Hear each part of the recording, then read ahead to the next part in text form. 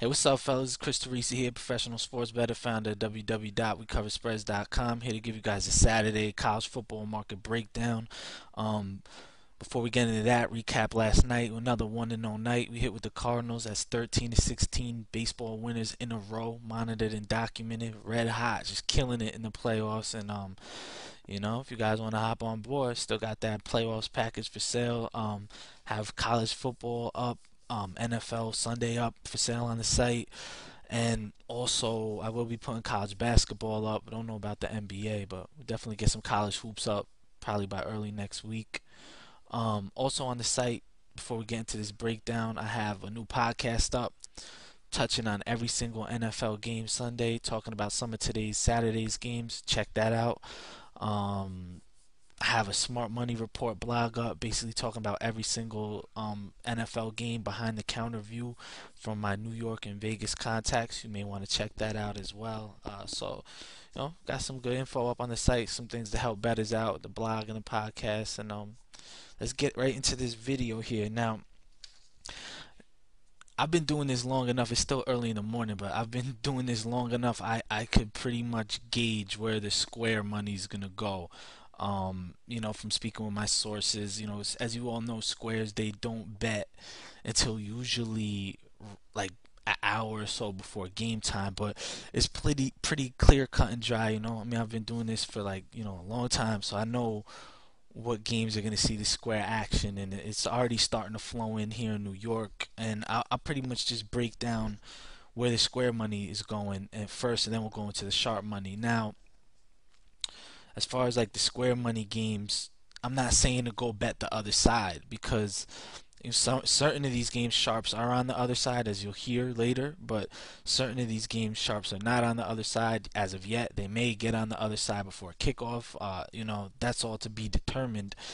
But I'm not telling you to automatically bet the other side. I'm just letting you know where the square money's going. I don't like to be on the square side of a game unless I got it at a sharp number. And what I mean by that, I don't want to bet, this game, any of these games here right now before kickoff with the squares, especially if the line has moved and there was a better line that it opened at earlier in the week. So if I do bet a square game, I want to bet the square game at the sharpest number possible, which is basically when the line opened to get the best of value on these plays. But some of you guys may be on these sides here, and I'm not telling you to hedge off of them, but just want to let everybody know kind of the square games. Florida State is one of them. That's a game I actually like too. I actually think Florida State should get the cover there. So if you do have a Florida State bet, I'm not trying to come out and call you a square. I think that this is the game they need to kind of. If you listen to my podcast, you hear I think I touch on this game. I think they need this game, and this is a team they should be able to exploit. So I think Florida State should get the cover against Duke here. Other square money came in against on Toledo. Square money came in on Clemson. We could expect plenty of square money coming in on Georgia Tech, starting to come in already. South Carolina's getting square money. Temple's getting square money. Wyoming is getting square money. Missouri in parlays is going to be a popular square bet, not so much on the side, but starting to see them coming in parlays here in New York. LSU, of course, number one team in the nation, will always get square money. Washington is seeing square money. Cincinnati is seeing square money. Alabama, another top three team basically in the nation, they'll always see square money. Oklahoma, another top three team in the nation, they'll always see square money. Boise State, top five team in the nation, will always see square money. Stanford, top five team in the nation, they'll always see square money. Georgia's seeing square money. Oklahoma State is seeing square money. East Carolina is the square side. Tulsa and Louisiana Lafayette are all pretty much your biggest square bets for today. So take that with a grain of salt, whether or not you want to be on those sides or not. Just letting you guys know. I'm not saying to bet the other side, and that's that. Now to the sharp plays. Now, before I get into this, I believe none of my bets are personally on this list here. I do not endorse any of these plays. This is just basically info that I'm getting from sources of mine I've gathered throughout the week and up until right now this morning, from my Vegas odds maker source, other sharp bettors I know, from my New York City local bookie source. This is where sharp money has come. Different guys in my circle may have bet some of these games. I'm not endorsing any of these. I'm just saying this is informational purposes only. So don't tell me you put together a 5 team parlay off this list and you're mad because it lost.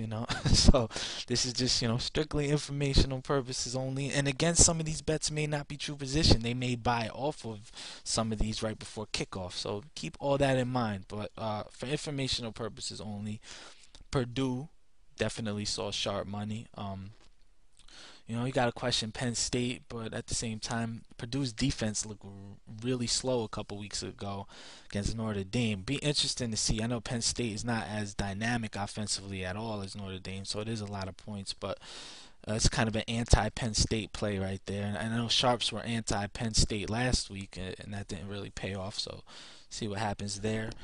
Utah's definitely seen some sharp money. I'm not really too sure about the new quarterback they have in there. Also, them traveling cross country for an early game, could be a bounce back spot for Pitt, but they've definitely seen some sharp money. Mississippi State saw sharp money. I lean that game. I agree with that one there. I think that's a good move, but I think the best number may have been taken. I liked it at 5 and 4.5, a lot better than 3.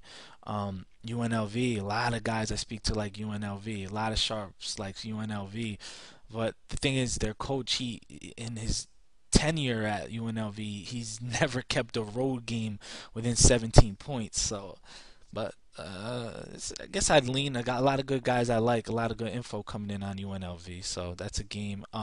Rutgers early in the week at -3 here in New York when it opened, 3.5 at 4. Definitely we saw some buyback on Navy, so Rutgers was an earlier move.